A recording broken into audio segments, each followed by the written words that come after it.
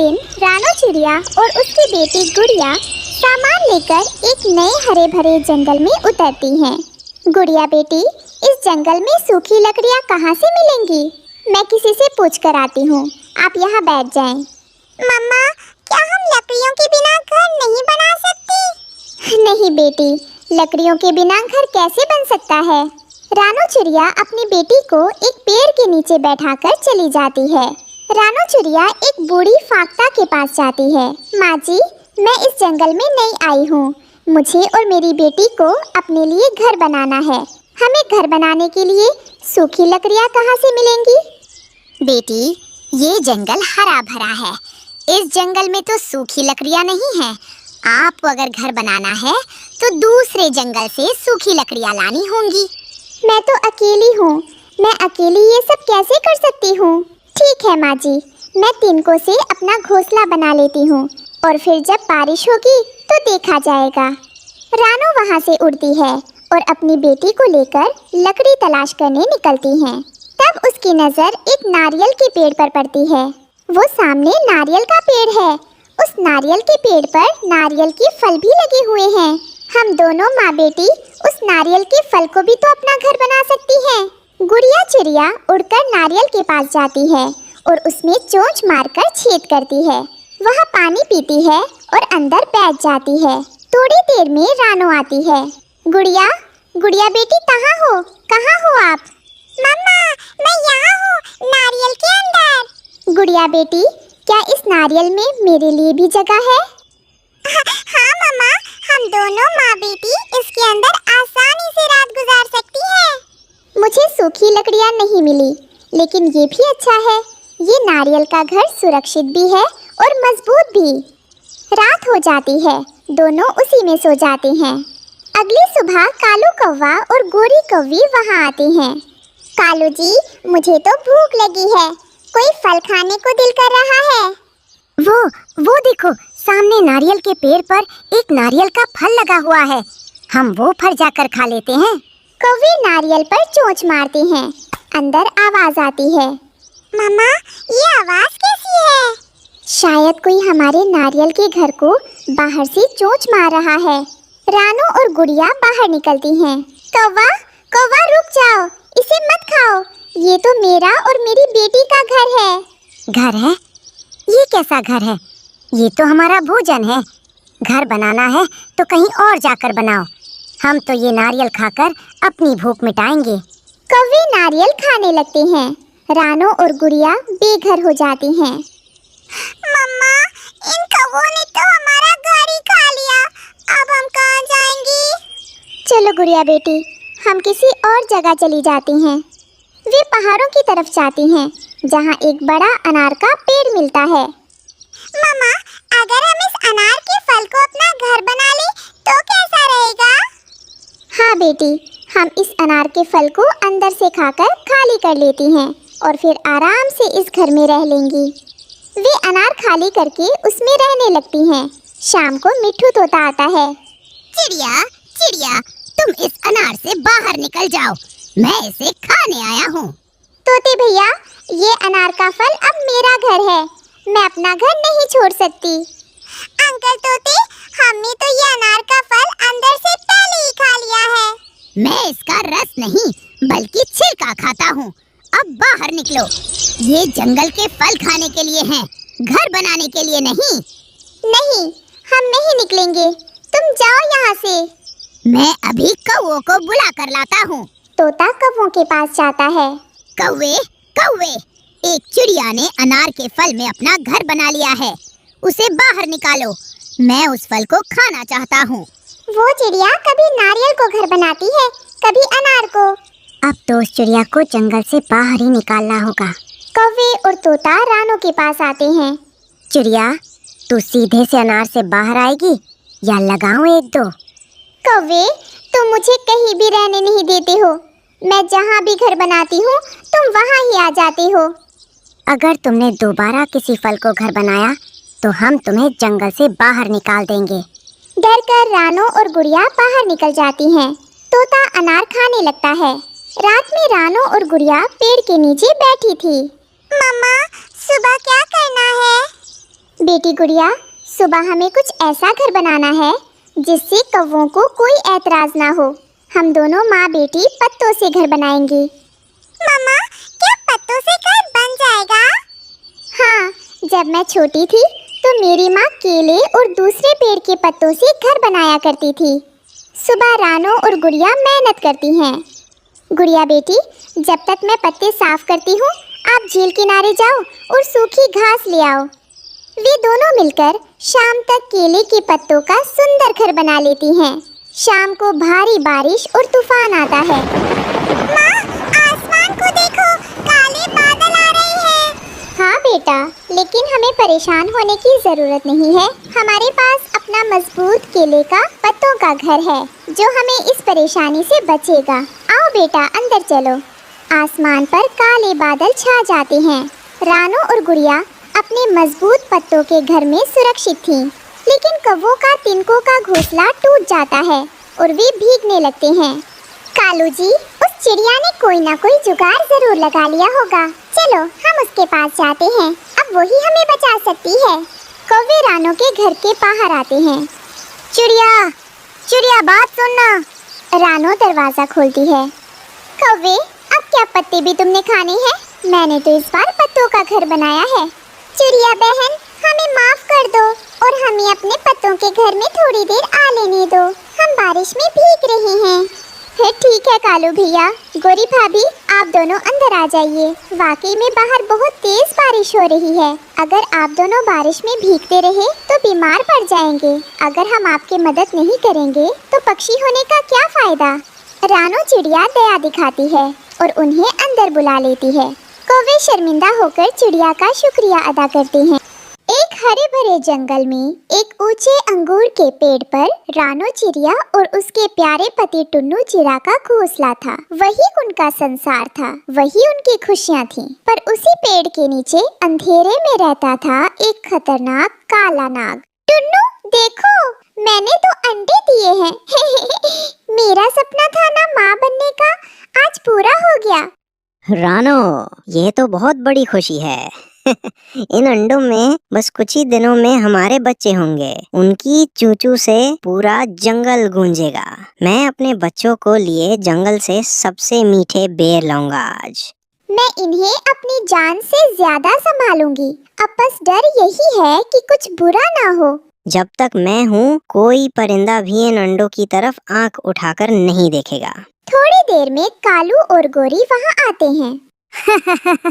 बधाई हो रानू बहन। टुन्नू मियाँ, अब तो तुम भी माँ बन गई। बड़ी प्यारी जोड़ी है तुम दोनों की। और अब तो ये अंडे भी आ गए। लगता है जंगल में सबसे सुंदर घोंसला अब तुम लोगों का है। धन्यवाद गोरी बहन, भगवान की कृपा है। बस आप दोनों का आना हमारे लिए सौभाग्य की बात है। तभी वहाँ मिट्ठू तोता रंग बिरंगे पंख फैलाते हुए आता है। चलो जी, हम तो बेसब्री से बच्चों की चूचू सुनने का इंतजार करेंगे। धन्यवाद मिट्ठू भैया। जिस घर में हंसी गूंज रही थी, उसी के नीचे छिपा था डर का साया, एक खतरनाक साया, एक नाग जो रानो की ममता को निगल जाने की ताक में था। नाग धीरे धीरे रेंगता हुआ ऊपर चढ़ता है। रानो की नींद अचानक खुलती है। टुन्नू, टुन्नू, मुझे कुछ अजीब सा एहसास हो रहा है। घोंसला हिल रहा है। क्या बात है रानो? कहीं कोई बिल्ली? वो दोनों चारों ओर देखते हैं और अचानक एक फुफकार सुनाई देती है। नाग, टुन्नू, वो देखो। दूर हट जा, ये हमारे बच्चे हैं, तू यहाँ से जा। नाग झपटता है। रानू और टुन्नू अपने अंडों को बचाने की बहुत कोशिश करते हैं। धीमे से अंडों के टूटने की आवाज आती है। चक, और नाग उन्हें निगलकर नीचे बिल में चला जाता है। नहीं, मेरे बच्चे! हे भगवान, हम कुछ नहीं कर पाए। मेरे मासूम, वो तो दुनिया में आए भी नहीं थे। हम हार गए रानो, हम हार गए। सूरज निकला, लेकिन रानू टुन्नू के जीवन में अंधेरा छा चुका था। वो दोनों एक झरने के पास बैठे अपने अंडों को याद कर रहे थे। टुन्नू, ये कैसा जीवन है? क्या हमारी ममता इतनी सस्ती थी? हमारे बच्चों का क्या कसूर था? जब सबने मुंह मोड़ लिया, तब जंगल की चालाक लोमड़ी सामने आई मैंने सब देखा, काले नाग का कहर, लेकिन मैं जानती हूँ कैसे बदला लिया जाए। कैसे? हमें हमारी संतानों का बदला चाहिए। नदी किनारे एक राजकुमारी रोज सैर पर आती है। उसके पास एक सोने का हार है। उसे चुराकर उस नाग के बिल में डाल दो। रानू अब एक माँ नहीं, एक योद्धा बन चुकी थी। अगले दिन नदी किनारे राजकुमारी नदी में स्नान कर रही होती है और उसका हार नदी किनारे पत्थर पर रखा था। तभी वहाँ रानू चिड़िया आती है। माफ करना राजकुमारी, मैं बुरी नहीं हूँ, पर तुम्हारा ये हार एक नाग को मौत की तरफ ले जाएगा और मेरे बच्चों को इंसाफ मिलेगा। रानू धीरे से हार अपनी चोंच में दबाती है और वहाँ से उड़ जाती है। क्या? मेरा हार? सैनिक! राजकुमारी जी, क्या हुआ? एक चिड़िया मेरे गले से हार लेकर उड़ गई। यही कोई नीली आँखों वाली, चोंच में चमक थी। एक चिड़िया ने हार चुराया, जंगल की ओर उड़ गई होगी। हम अभी निकलते हैं। रानू ने हार को काले नाग के बिल में डाल देती है। अब इंतजार था इंसानों के आने का और तभी सैनिकों की टुकड़ी जंगल में घुसती है। हर पेड़, हर झाड़ी, हर बिल को छाड़ डालो। हमें वो सोने का हार चाहिए। राजकुमारी का आदेश है, जिसने भी चुराया, चाहे पक्षी हो या पशु, उसे बख्शा न जाए। सैनिक जंगल छान मारते हुए नाग के बिल तक पहुंच गए और जब उन्होंने उसका गला देखा, सारा शक यकीन में बदल गया। देखो, यही है सोने का हार नाग के गले में। इस जहरीले सांप को तुरंत मारो। सभी मिलकर भाले और तलवारों से नाग पर हमला करते हैं और नाग मर जाता है। मर गया। हाँ, बहुत जहरीला था। देखो कितना बड़ा था। अब चलो, राजकुमारी को उसका हार वापस देना है। वही दूर से एक पेड़ के पीछे रानू और टुन्नू ये सब देख रहे थे। बच्चों, आज तुम्हारा बदला पूरा हुआ। तुम्हारी माँ ने हार नहीं मानी। अब चलो टुन्नू, एक नया घर बनाएंगे और एक नई उम्मीद। एक नदी किनारे पालक के पत्तों से बने घर में रानू चिड़िया अपने 2 बच्चों के साथ रहती थी। तभी घर के बाहर मोटी चोंच वाला तोता उसे बुलाने आता है। रानू चिड़िया, चलो चलो, सब तुम्हारा इंतजार कर रहे हैं। हमें देर हो जाएगी। तोते भैया, आज आपको इतनी जल्दी क्या है? आप जाओ, मैं बच्चों को नाश्ता देकर आती हूँ। अरे नहीं बहन, आज खेत में बहुत दाना मिलने वाला है। इंसान ने कल ही फसल काटी है। मौका हाथ से गया तो हम दाना देखते रह जाएंगे और पेट खाली रह जाएगा।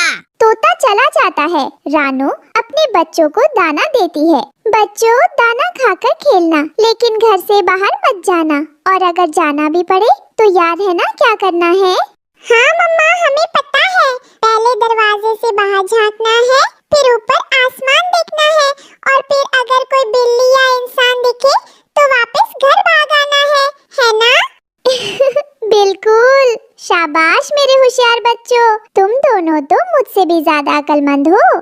सारे पक्षी बरगद के पेड़ पर मिलते हैं। रानो बहन, आज बहुत देर कर दी तुमने। सब तुम्हारा इंतजार करते करते थक गए। और तुम तो हमेशा लेट होते हो। आज मैं थोड़ी देर से आ गई तो क्या हुआ? सब हंस पड़ते हैं और दाना ढूंढने निकल पड़ते हैं। खेत में चारों तरफ मकई के दाने बिखरे पड़े थे। पक्षियों की खुशी का ठिकाना ही नहीं था। सब मजे से दाना खाने लगे। सुनो दोस्तों, मुझे लगता है किसी को पहरा देना चाहिए। इंसानों का भरोसा नहीं। कहीं अचानक शिकारी आ गया तो?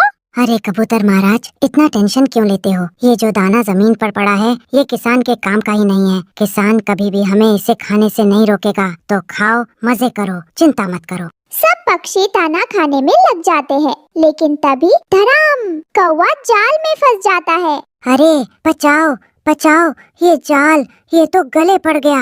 बाकी पक्षी डरकर पास के पेड़ पर उड़ जाते हैं। ओ भगवान, वही हुआ जिसका डर था। अब क्या होगा? कालू भाई तो फंस गया। वो देखो, शिकारी भी आ रहा है। शिकारी आता है और हंसते हुए कौवे को देखता है। ओहो, बड़ा शौक था ना दाना खाने का। अब जा पिंजरे में। शिकारी जी, प्लीज छोड़ दो। मैं तुम्हारे किसी काम का नहीं हूँ। ना तुम मुझे खा सकते हो, ना कोई इंसान। अरे मूर्ख कौवे, तुझे मैं बेच दूंगा चिकन वाले को। वो तुझे चिकन बनाकर मजे से बेच देगा। कौवा कांप जाता है। शिकारी उसे लेकर बाजार जाता है और चिकन वाले को बेच देता है। लो भाई, एकदम ताजा माल लाया हूँ। ये काला कौवा, इसे ले लो, मजे से चिकन बनाओ और पैसा कमा लो। अरे ये क्या लाए हो? ये तो कौवा है, मुर्दा नहीं, और ऊपर से बूढ़ा भी। इसको कौन खरीदेगा भाई? हाँ, सही बोल रहा है। मैं तो सीनियर सिटीजन हूँ, मुझे छोड़ दो, तुम्हारा भला होगा। चुप कर, तू बहुत बोलेगा तो सच में कबाब बना दूंगा। ये तो बूढ़ा कौवा है, इसका मांस तो पत्थर जैसा सख्त होगा, लेकिन चलो 50 रुपए दे देता हूँ। अरे ऐसा मत बोल, देख कितनी मोटी ताजा चोंच है, कितने मोटे पंख हैं, मजे से बेच देना, कम से कम 200 रुपए तो दे।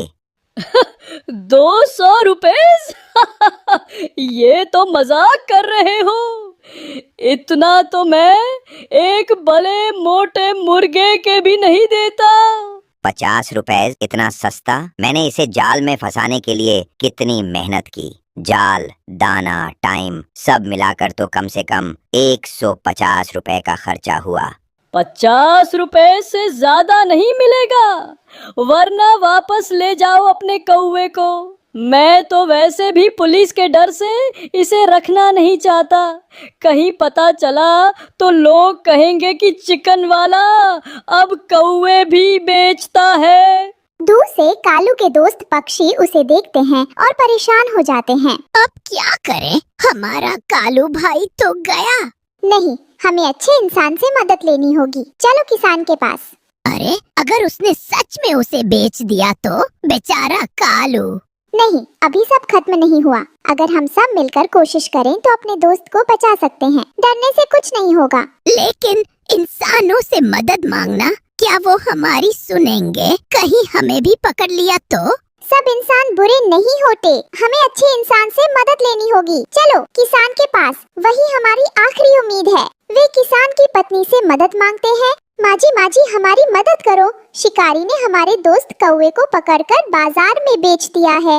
अरे बाप रे, ये तो बहुत गलत हो रहा है। शिकारी ने इतना बड़ा पाप किया है। हाँ माँ जी, हमें नहीं पता अब क्या करें। अगर आप चाहें तो हमें रास्ता दिखा सकते हो। तुम चिंता मत करो बच्चों, मैं जानती हूँ, मेरे पति खेत में काम कर रहे हैं। वे तुम्हारी इस मुसीबत में जरूर मदद करेंगे। सभी पक्षी किसान के खेत पर जाते हैं। किसान खेत में चारपाई बिछाकर बैठा था। तभी उसके पास रानो और उसके दोस्त पक्षी घबराए घबराए पहुँचते हैं। किसान भैया, जल्दी हमारी मदद करो। शिकारी ने हमारे दोस्त कालू को पकड़ लिया है और बाजार में बेच दिया। अगर आप मदद नहीं करेंगे तो कालू भाई हमेशा के लिए हमसे बिछड़ जाएगा। क्या? ये तो हद हो गई। इंसान होकर इतना निर्दयी, बेचारे पक्षी को पकड़कर बेचना, ये तो पाप है। तुम लोग चिंता मत करो, जब तक मैं हूँ कोई तुम्हारे दोस्त को नुकसान नहीं पहुँचा सकता। सच किसान भैया, आप हमारी मदद करेंगे? किसान मोबाइल निकालता है और नंबर डायल करता है। पुलिस जी, यहाँ एक लालची कसाई कौवे को चिकन बनाकर बेच रहा है, जल्दी बाजार में आइए। पक्षी खुश हो जाते हैं। रानू बहन, लगता है अब हमारा कालू भाई बच जाएगा। और तुम सब मेरे साथ कसाई की दुकान पर चलो, कहीं देर ना हो जाए। इधर चिकन वाला कौवे को पकड़ने की कोशिश करता है। आजा, आजा, तू बचकर कहाँ जाएगा? कौवा बार बार पिंजरे में इधर से उधर भागता है। अरे इंसान, मेरा मांस खाकर तो तुम्हारे दांत भी टूट जाएंगे, छोड़ दे मुझे। तभी पुलिस आ जाती है। हाथ ऊपर कर, तू धोखेबाज कसाई, कौवे को चिकन बनाकर बेच रहा था। चिकन वाला पकड़ा जाता है। किसान कौवे को आजाद कर देता है। धन्यवाद दोस्तों, आज मेरी जान बच गई। सच कहूँ तो दोस्त हो तो ऐसे, वरना न हो। सब हंसते हैं और खुशी खुशी जंगल लौट जाते हैं। हमेशा दोस्ती निभाना और मिलकर काम करना। और हाँ, इस कहानी को लाइक, शेयर और सब्सक्राइब करना मत भूलना। बरसात का मौसम था। आसमान में काले बादल छा गए थे। छोटे छोटे पंछी अपने घरों में छिप रहे थे। लानो चिड़िया की छोटी सी झोपड़ी के ऊपर बारिश की बूंदें टप टप गिर रही थी। अरे रानो, आज फिर आधा दिन बारिश में उड़ उड़ कर दाने ढूंढे। पंख इतने भीग गए कि उड़ान भी भारी लगने लगी। जेब मतलब चोंच में बस 2 दाने आए हैं। ये मौसम तो हमें पूरा डुबो देगा। तुम रोज ही भीग जाते हो टुन्नू, लेकिन अब ये हमारी टालियों वाली झोपड़ी भी टपकने लगी है। देखो, ऊपर से पानी सीधे घोंसले में आ रहा है। गुड़िया तो ठंड से कांप रही है। अम्मा, मेरे घोंसले वाले कोने में जहाँ मैं सोती हूँ वहाँ भी पत्तों से पानी टपक रहा है, तकिए मतलब पत्ते के नीचे। दोस्तों, ये रहे हमारी आज की वीडियो के प्यारे सब्सक्राइबर्स और फॉलोअर्स के नाम। समरजीत सिंह, अंजू यादव, वनिता, शबाना, सुनंदा और जो नहीं चुने गए, चिंता मत करो, अगली बार तुम भी बन सकते हो जंगल के सुपरस्टार। दोस्तों, अगर आप भी चाहते हैं मैं आपका नाम अपनी कहानी में लूं, तो देर किस बात की, जल्दी से कमेंट करके अपना नाम हमें भेजिए। टपक रहा है, तकिए मतलब पत्ते के नीचे सब गीला हो गया। अरे मेरी नन्ही चिड़िया, तू चिंता मत कर। अभी बाबा डाल पे चढ़ के सूखी पत्तियों से ढक देगा, फिर कोई बूंद अंदर नहीं आएगी। तुम्हें भी अपना ध्यान रखना चाहिए टुन्नू, रोज भीग कर लौटते हो, पंख सुखाने का भी वक्त नहीं मिलता। अगर तुम बीमार पड़ गए तो ये घोंसला कौन संभालेगा? अरे हम परिंदे हैं रानो, बारिश और हवा तो हमारी किस्मत में लिखी है, लेकिन हाँ, अगर हमारे पंख भी जवाब दे दें तो उड़ान मुश्किल हो जाएगी। बाबा, मैं आपकी मदद करूंगी। मैं ऊपर उड़कर पन्नी फैला देती हूँ ताकि पानी अंदर ना आए। नहीं बेटा, ऊपर की डाल फिसलन भरी है। रहने दो रानो, हमारी गुड़िया छोटी जरूर है लेकिन पंखों में दम है। जाओ बेटा। छत से पानी टपकता है, बर्तन रखे जाते हैं। गुड़िया बेटा, ऊपर जाकर वो नीला तिरपाल फैला दे, वरना रात को हम सब भीग जाएंगे। गुड़िया छत पर जाती है, हवा और बारिश में फिसलते हुए तिरपाल फैलाती है। बरसात में हर कोई अपने घर को बचाने में लगा था। कोई डालियों में छुपा था, कोई पत्तों के नीचे और कोई अपने घोंसले की मरम्मत में। लेकिन कालू कौवा और जंगल का तोता दोनों तो दूसरों का मजाक उड़ाने में सबसे आगे थे। अरे तोते भाई, देख नीचे, ये गरीब रानो और उसका मजदूर पति टुन्नू तिरपाल से घर ढक रहे हैं। सोच रहे हैं इससे उनका घर बच जाएगा। हाँ कालू, इनकी चोंच में तो बस 2 दाने आते हैं और बातें करते हैं रंग बिरंगे घर की। अरे भाई, दाने भी उधार के खाते हैं और सपने मोर के पंख जैसे चमकदार। ये चिड़िया तो बस सपना ही देख सकती है। और देखो, वो छोटी गुड़िया चिड़िया ऊपर चढ़कर पत्ते फैला रही है। अरे बारिश में फिसल कर गिर जाएगी तो फिर रोना धोना मच जाएगा। दोनों ठहाका लगाते हैं। इन गरीबों को देख देख के मजा आता है। मेहनत करते हैं लेकिन नतीजा वही टूटी डाल, वही टपकता घोंसला। बारिश अब हल्की हो गई थी। रानो चिड़िया अपनी झोपड़ी के बाहर पानी झाड़ रही थी। तभी रानी चींटी आती है। उसके पीछे छोटी छोटी चींटियां पंखी बनाकर चल रही थी। रानो, मैंने सब सुना। वो कालू कौवा और जंगल का तोता ऊपर डाल पर बैठकर तुम्हारा मजाक उड़ा रहे थे। कहते हैं तुम्हारा घर पक्का नहीं बन सकता। हाँ रानी, लेकिन मैं इनकी बातों पर ध्यान नहीं देती। गरीबी में भी अगर दिल रंग बिरंगा है तो घर भी सुंदर लगता है। क्यों नहीं, कोई हमारी मेहनत का मजाक उड़ाए तो गुस्सा आना चाहिए। देख रानी, गरीबी में भी अगर दिल रंग बिरंगा है तो घर भी सुंदर लगता है। हमारे घर में बस 2 दाने हैं, लेकिन यहाँ प्यार की गर्मी है जो किसी भी बारिश से ज्यादा बड़ी है। सही कह रही हो रानो, घर लकड़ी पत्तों से नहीं, हिम्मत और दोस्ती से बनता है। और रानी मौसी, हम रंग बिरंगे पंखों से भी घर सजाएंगे। हाँ, मैं और मेरे चींटे भी मदद करेंगे। हम फूलों की पंखुड़ियाँ और सूखी टहनियाँ ला कर देंगे। बाहर बारिश अब भी थोड़ी थोड़ी हो रही थी। रात को झोपड़ी के अंदर टुन्नू रानो चिड़िया से कहता है, रानो, सोच रहा हूँ कभी ऐसा दिन आएगा जब हम पक्के घर में रहेंगे। ऊपर छत होगी जिसमें से पानी नहीं टपकेगा, दीवारें रंग बिरंगी होंगी जैसे मोर के पंख, और मेरे कमरे में लाल पीला पेंट होगा। खिड़की के पास झूला होगा जिस पर मैं बैठकर गाना गाऊंगी। हाँ बेटा, होगा जरूर, लेकिन वो दिन मेहनत से आएगा। जैसे हम रोज दाने दाने जोड़ते हैं, वैसे ही हम सपनों को भी जोड़ेंगे। और घर के बाहर एक बगीचा होगा जिसमें रानी चींटी के फूल होंगे और बरसात में भी खुशबू आएगी। क्या उस घर में हमें कभी डर नहीं लगेगा बाबा? नहीं बेटा, क्योंकि उस घर की दीवारें प्यार से बनी होंगी और जहाँ प्यार हो वहाँ डर नहीं आता। जंगल में तूफानी रात सिर्फ बारिश की नहीं होती, कभी कभी कोई शिकारी भी निकल पड़ता है। और आज आसमान से एक बड़ा शिकारी उतर रहा था, भुल्ला चील। हाँ हाँ, ये तिरपाल का घर ज्यादा देर नहीं टिकेगा रानो। और तुम्हारी नन्ही गुड़िया, ये तो आज मेरी दावत बनेगी। मुल्ला, पास मत आना, ये मेरी बेटी है, मेरी जान है। तुम शिकारी हो, लेकिन हम अपने बच्चों के लिए जान दे देंगे। जान देकर भी मुझे नहीं रोक पाओगे मजदूर चिड़े। मेरी भूख बड़ी है और ये नन्ही चिड़िया बहुत मीठा शिकार होगी। चील बिजली जैसी तेजी से झपटता है और गुड़िया को अपने पंजों में पकड़ लेता है। गुड़िया चीखती है, अम्मा, बाबा, बचाओ। अगली सुबह बारिश थोड़ी थम गई थी। रानी चींटी अपने सैनिकों के साथ रानो के पास आती है। रानो, मैंने सब सुना। भुल्ला चील ने तुम्हारी गुड़िया को पकड़ लिया है। चिंता मत करो, मैं और मेरे सैनिक उसे वापस लाएंगे। लेकिन रानी, वो चील का इलाका बहुत खतरनाक है। वहाँ बड़े बड़े पेड़, ऊंची चट्टानें और तुम्हारी जान को भी खतरा होगा। दोस्ती में खतरा नहीं गिना जाता रानो। तुमने पहले भी हमारी मदद की है, अब हमारी बारी है। रानी चींटी और उसके सैकड़ों छोटे छोटे सैनिक पंक्ति बनाकर चील के इलाके की तरफ बढ़ते हैं। रास्ता ऊबड़ खाबड़ था। वही भुल्ला चील आग जलाकर बैठा था। आज दावत पक्की है। इतनी नन्ही चिड़िया, इतनी कोमल, वाह। तभी चींटियां चुपके से घोंसले पर चढ़ने लगती हैं। सैकड़ों चींटियां चील के पैरों और पंखों पर चढ़ जाती हैं और जोर जोर से भाले से हमला करती हैं। अरे ये क्या है? अरे हटो!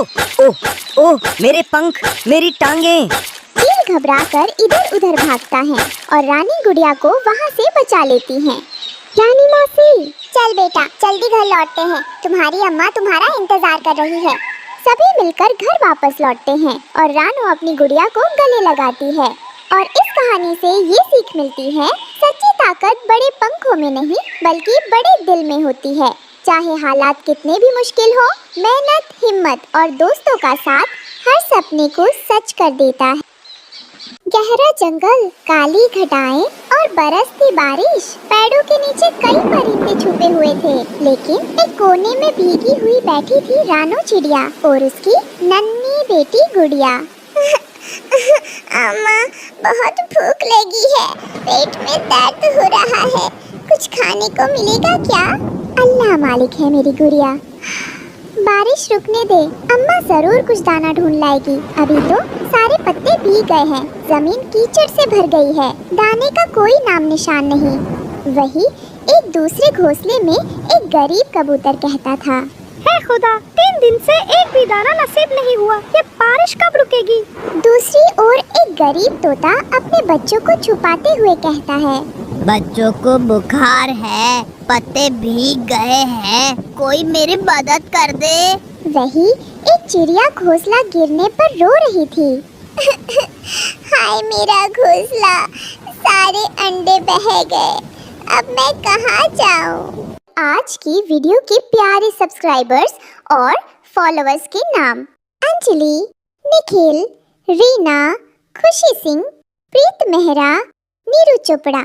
और जो नहीं चुने गए, चिंता मत करो, अगली बार तुम भी बन सकते हो जंगल के सुपरस्टार। दोस्तों, अगर आप भी चाहते हैं मैं आपका नाम अपनी कहानी में लूं, तो देर किस बात की, जल्दी से कमेंट करके अपना नाम हमें भेजें। रानो ये सब देखती है और अपने आंसू रोक नहीं पाती। ऐ बारिश, बस कर दे, जंगल में सिर्फ पानी ही नहीं, दर्द भी बरस रहा है। अम्मा, क्या हम मर जाएंगे? नहीं जान, जब तक माँ जिंदा है तुझे कुछ नहीं होगा, अल्लाह सब देख रहा है। ऐसे ही कुछ दिन काट जाते हैं और बारिश थोड़ा कम होती है। रानो अपनी बेटी को लेकर पास के पेड़ की खोख में जाती है। तभी पड़ोसन गोरी कौवी उड़कर आती है। अरे वाह, फिर वही हालत। रानो बहन, कब तक इस बारिश में यूं ही कांपती फिरोगी? बस कुछ दिन की बात है गोरी बहन, हालात अच्छे नहीं है मगर कोशिश जारी है। कोशिश? तेरी कोशिशें तो बारिश से भी ज्यादा बेकार लगती हैं। हर साल तू और तेरी गुड़िया ऐसे ही भीगे हुए भूखे बैठे रहते हो, कुछ सीख भी ले किसी से। रानो का सिर नीचे झुक जाता है। मेरे तो बच्चे गरम घोंसले में बैठे हैं, मक्की के दाने खा रहे हैं और एक तू है, ना खाना, ना घर, ना इज्जत, बस रोती रहती है। अम्मा, ये हमें क्यों तंग कर रही है? बेटा, जवाब नहीं देना, कुछ लोग दूसरों का दर्द नहीं समझते। अरे चुप क्यों है रानो, बोल कुछ, या जुबान भीग गई बारिश में। गोरी कौवी उड़ जाती है मगर उसके शब्द रानो के दिल में कांटों की तरह चुभ जाते हैं। जंगल में सिर्फ बारिश ही नहीं हो रही थी, रानो की ममता भी आज भीग गई थी। जंगल के पास एक छोटा सा गांव था, वहीं रहता था एक गरीब किसान, और वो किसान अपने टूटे चूल्हे के पास बैठा था। उसके पास एक पालतू पक्षी था, कालू कौवा, मगर वो कौवा किसी की भलाई का नहीं, सिर्फ अपने पेट और मतलब का गुलाम था। कालू, ओ कालू, जा जंगल से कुछ सूखी लकड़ी ले आ। देख, चूल्हा नहीं जल पा रहा। हर वक्त काम, लकड़ी लाओ, दाना ढूंढो। मैं कोई मजदूर हूँ क्या? ये गरीब खुद कुछ क्यों नहीं करता? पेट खाली है कालू, थोड़ी मदद कर दे, फिर मिलके बाजरे की रोटी खाएंगे। रोटी? सिर्फ रोटी? मुझे तो मलाई चाहिए। वो रानो चिड़िया आजकल कुछ ज्यादा ही चमक रही है जंगल में। सुना है कोई जादुई चीज मिली है उसे। कालू की आंखों में चालाकी चमकती है। ठीक है, मैं जा रहा हूँ जंगल, मगर इस बार लकड़ी नहीं, कोई असली खबर लाऊंगा। क्या मतलब? किसान को कुछ समझ नहीं आता, मगर कालू अपने मन में एक चाल बनाकर उड़ जाता है। रानो और गुड़िया जंगल में सूखे बीज खोज रही थी, तभी एक पेड़ के नीचे अजीब सी चमक दिखाई देती है। अम्मा, बहुत थक गई हूँ, पैरों में कीचड़ लग गया। बस थोड़ी देर और बेटा, शायद कहीं सूखी जगह मिल जाए बैठने को। अम्मा देखो, वो पेड़, उसके नीचे कुछ लहंगे जैसे चमक रहे हैं। यार अब ये क्या मंजर है? ये तो लहंगे हैं। ये कहाँ से आए? इतने सुंदर और नरम लहंगे। दोनों पेट के पास जाती हैं और पेट की डाल हिलती है और मीठी आवाज आती है। रानो, तू नेक दिल है, ये लहंगे अब तेरे हैं। इन्हें इंसानों को बेचकर अपने दुख दूर कर। क्या ये सपना है? नहीं, ये इनाम है तेरे सच्चे दिल का। तू रोज सुबह आना और ठेला भर के लहंगे ले जाना और इंसानों की बस्ती में जाकर इन्हें बेचना, ईमानदारी से बेचना, सबकी दुआएं लेना, और देख तेरी तकदीर कैसे बदलेगी। शुक्र है मालिक, मुझे मेहनत का रास्ता मिला है। मैं इन लहंगों को बेचूंगी और अपनी गुड़िया को भूख से आजाद करूंगी। अम्मा, क्या अब हम भी अच्छी जिंदगी जी सकेंगे? हाँ मेरी जान, अब वक्त बदलने वाला है। कुछ दिन बीते, जंगल की सुबहों में अब एक नया नजारा दिखाई देने लगा। रानो चिड़िया अब हर सुबह अपने छोटे से ठेले पर रंग बिरंगे लहंगे लेकर इंसानों की बस्ती में जाकर उन्हें बेचती थी। लहंगे ले लो, रंग बिरंगे लहंगे ले लो। अम्मा, कल वाली आंटी ने कहा था तुम्हारे लहंगे बहुत नर्म हैं। उन्होंने 3 खरीदे थे। दूर पेड़ पर बैठी गोरी कवि दूरबीन जैसी नजरों से उन्हें देख रही थी। हाय रे किस्मत, ये रानो तो जैसे रानी बन गई। कल तक जो भीगी हुई पंख वाली थी, आज ठेला लेकर इधर उधर उड़ रही है, और मैं तो बस देख रही हूँ। तभी पीछे से कालू कौवा आता है। क्या बात है गोरी बहन, आज मुंह कुछ ज्यादा ही खींचा हुआ लग रहा है। क्यों ना खींचे, देखो ना उस पट्टी सी रानो को, कैसे ठेले में चमकते लहंगे लिए फिर रही है। मैंने भी सुना है उसके पास कोई जादुई चीज है, शायद कोई पेड़ जो उसे रोज लहंगे देता है।